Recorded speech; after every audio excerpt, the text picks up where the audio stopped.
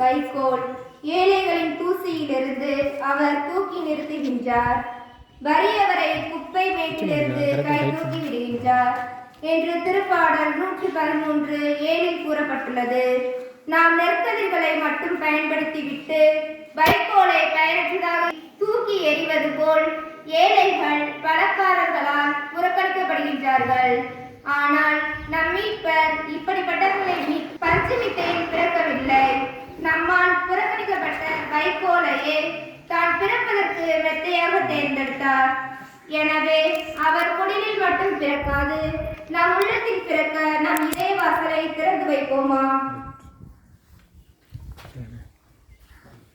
துணி, நான் ஆடையின்றி இருந்தேன், நீங்கள் எனக்கு ஆடை அணிவித்தீர்கள் என புனித மத்தேயு 25:6 இறுதி நாள் தீர்ப்பு பற்றி இறைவன் கூறுகின்றார். நாம் பட்டாடை உடுத்தியவர்களை பாசத்தோடும் பழைய கிழிந்த ஆடை உடுத்தியவர்களை ஒதுக்கியும் பார்க்கும் நம்மிடையே பகிர்தல் வேண்டும் என்பதை உணர்த்தவே சாதாரண துணியானது தேர்ந்தெடுக்கப்பட்டு வைக்கோல் மேல் விரிக்கப்பட்டு பிறந்த குழந்தையை நம் மீட்பரை அந்த துணியில் கிடத்தினார்கள். எனவே ஆடையின்றி கவனிப்பாரற்று கிடக்கும் அனாதைகள் மீது அக்கறை எடுத்து ஆடை கொடுக்கும் போது இறைவன் நம் இதயத்தில் பிறப்பார். அதற்காக நாம் தயாராகுவோம்.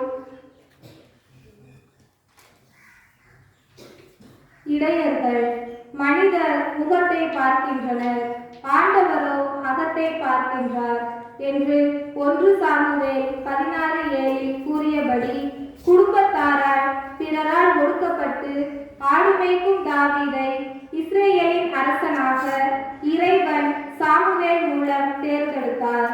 அதுபோல் இடையர்கள் பிறரால் அதிகம் மதிக்கப்படுவதில்லை. பனியிலும் குளிரிலும் வெயிலிலும் காட்டிலும் மேட்டிலும் காலணியின்றி ஆடுகளை மேய்க்கின்றனர். அப்படிப்பட்டவர்களை யாரும் கண்டுகொள்ளாத நிலையில் அவர்களைப் போல் உலகில் உள்ளவர்களை மதிப்பிற்குரியவர்களாக மாற்றவே இறைவனின் பிறப்பு முதலில் அவர்களுக்கு அறிவிக்கப்பட்டது. எனவே நாமும் பிறரை மதித்து ஒதுக்கி தள்ளாமல் வாழ முற்படும் போது இறைவன் நம் உள்ளத்தில் பிறக்க ஆயத்தமாய் உள்ளார். நாம் அதற்கு தயாராகுவோம். விண்மீன், உன் கதிரவன் ஒருபோதும் மறையான், உன் நிலா இனி தேய்ந்து போகால். ஆண்டவரே உனக்கு என்றுமுள்ள ஒளியாக இருப்பார். உன் கண்ணீரின் நாட்கள் ஒளிந்து போம். இறைவாக்கினர் எசாயா 60:20 படி நமது கவலைகள், கண்ணீர்கள், துன்பங்கள் போன்ற இருள் நீங்கி மகிழ்ச்சியும் சமாதானமும் தெய்வீக மகிமையும் தோன்றி அவரே தம் மக்களுக்கெல்லாம் நிலையான ஒளியாக வழிகாட்டியாக செயல்படுவார் என்பதை உலகிற்கு எடுத்துக்காட்டவே விண்மீன் அன்று அடையாள சின்னமாக தோன்றியது. அப்படிப்பட்ட ஒளியாம் இறைவனை நம் உள்ளத்தில் ஏற்க நாம் தயாராகுவோம். இயேசுவின் பிறப்பின் அர்த்தத்தை உணர்ந்த நாம் இன்றே மாறி நம்மிடம் உள்ள குறைகளை களைவோம்.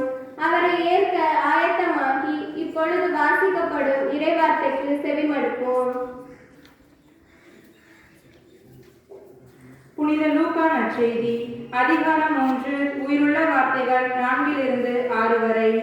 பாலை நிலத்தில் குரல் ஒன்று முழங்குகிறது, ஆண்டவருக்காக வழியை ஆயத்தமாக்குங்கள், அவருக்காக பாதையை செம்மையாக்குங்கள். பள்ளத்தாக்குகள் எல்லாம் நிரப்பப்படும், மலை குன்று யாவும் தாழ்த்தப்படும், கோணலானவை நேராக்கப்படும், கரடு முரடானவை சமதளமாக்கப்படும். மனிதர் அனைவரும் கடவுள் அருளும் மீட்பை காண்பர். கிறிஸ்து வழங்கும் வாழ்வு தரும் நற்செய்தி. கிறிஸ்துவே உமக்கு புகழ். ஜெபம். அன்பு தந்தையே இறைவா, தாயின் கருவில் உருவான நாள் முதல் இந்நாள் வரை எந்தவித ஆபத்துகளோ விபத்துகளோ கொள்ளை நோய்களோ மற்றும் இயற்கை சீற்றங்களோ எதுவும் எம்மை தாக்காதவாறு பாதுகாத்து வந்த உம் அளவில்லா அன்பிற்காய் நன்றி கூறுகின்றோம். கிறிஸ்து பிறப்பு விழாவை கொண்டாடும் இவ்வேளையில் உமது பிறப்பின் நோக்கத்தை உணர்ந்து உம்மில் வளரவும் அன்பு, அமைதி, சமாதானம் இவற்றில் நிலைத்து நிற்கவும் எமது விசுவாசத்தை காத்துக்கொள்ளவும் வேண்டிய அருளை தாரும். எங்களது எங்களுக்கு எதிராக உருவாகும் எல்லாவித தீங்கிலிருந்தும் விலக்கி காத்தருளும்.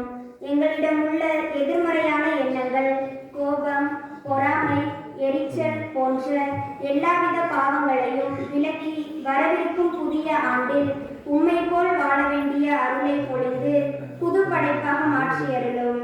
மழை வெள்ளத்தாலும் நிலநடுக்கத்தாலும் பாதிக்கப்பட்ட மக்களை உம்மிடம் ஒப்புக் கொடுக்கின்றோம். அவர்களது தேவைகளை சந்தித்து உமது கரம் கூடவே இருந்து வழிநடத்த வேண்டுமாய் ஜெபிக்கின்றோம். மேலும் பல்வேறு இழப்புகளால் வேதனைப்பட்டு கொண்டிருக்கும் மக்களை உம்மிடம் ஒப்படைக்கின்றோம். அவர்களது இழப்பிற்குரிய இடத்தில் நீர் இருந்து அவர்களை தேற்ற வேண்டுமாய் ஜெபிக்கின்றோம். உமது பிறப்பினை கொண்டாடும் இவ்வேளையில் எம் உள்ளத்தில் நீர் பிறந்து இனிவரும் காலங்களில் நாங்கள் என்ன செய்ய வேண்டும் என அறிவுறுத்தி எம்மை வழிநடத்த வேண்டுமாய் இயேசுவின் நாமத்தில் ஜெபிக்கின்றோம். எங்கள் ஜெபம் கேளும் நல்ல பிதாவே, ஆமென். சிந்தனைக்கு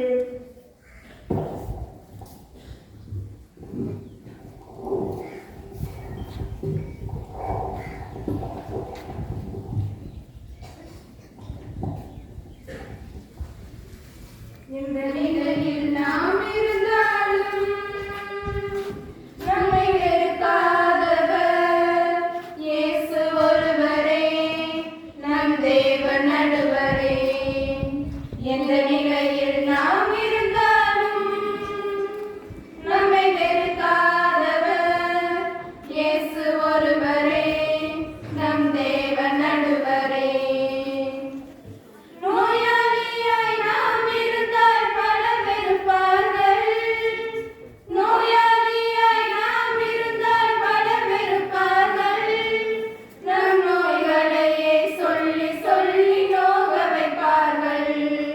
நம் நோய்களையே சொல்லி சொல்லி நோக வைப்பார்கள். எந்த நிலையில் நாம் இருந்தாலும், எந்த நிலையில் நாம் இருந்தாலும் நம்மை வெறுக்காதவர் இயேசு ஒருவரே, நம் தேவன் நடுவரே, நம் தேவன் நடுவரே. கடனாளியாய் நாம் இருந்தால் பலர் வெறுப்பார்கள். கடனாளியாய் நாம் இருந்தால் பலர் வெறுப்பார்கள். நம் கடன்களையே சொல்லி சொல்லி கலங்க வைப்பார்கள். நம் கடன்களையே சொல்லி சொல்லி கலங்கவள். எந்த நிலையில் நாம் இருந்தாலும், எந்த நிலையில் நாம் இருந்தாலும் நம்மை வெறுக்காதவர் இயேசு ஒருவரே, நம் தேவன் நடுவரே, நம் தேவன் நடுவரே. பட்டப்படிப்பு இல்லாவிட்டால் பலர் வெறுப்பார்கள். பட்டப்படிப்பு இல்லாவிட்டால் பலர் வெறுப்பார்கள். நம்மை பட்டமரம் என்று சொல்லி பரிகசிப்பார்கள். நம்மை பட்டமரம் என்று சொல்லி பரிகசிப்பார்கள். எந்த நிலையில் நாம் இருந்தாலும், எந்த நிலையில் நாம் இருந்தாலும் நம்மை வெறுக்காதவர் இயேசு ஒருவரே, நம் தேவன் நடுவரே, நம் தேவன் நடுவரே. அனாதையாய் நாம் இருந்தால் பலர் வெறுப்பார்கள். அனாதையாய் நாம் இருந்தால் பலர் வெறுப்பார்கள். நம் அன்பு வேண்டுமா என்று அலைய வைப்பார்கள். நம் அன்பு வேண்டுமா என்று அலைய வைப்பார்கள். எந்த நிலையில் நாம் இருந்தாலும் நம்மை வெறுக்காதவர் இயேசு ஒருவரே, நம் தேவன் நடுவரே, நம் தேவன் நடுவரே. எந்த நிலையில் நாம் இருந்தாலும் நம்மை வெறுக்காதவர் இயேசு ஒருவரே, நம் தேவன் நடுவரே, நம் தேவன் நடுவரே. இயேசு நம் இல்லத்தில் உள்ளத்தில் வரும்போது அற்புதங்கள் நம் வாழ்வில் நடக்கும். தந்தை மகன் தூய ஆவியாரின் பெயராலே ஆமென்.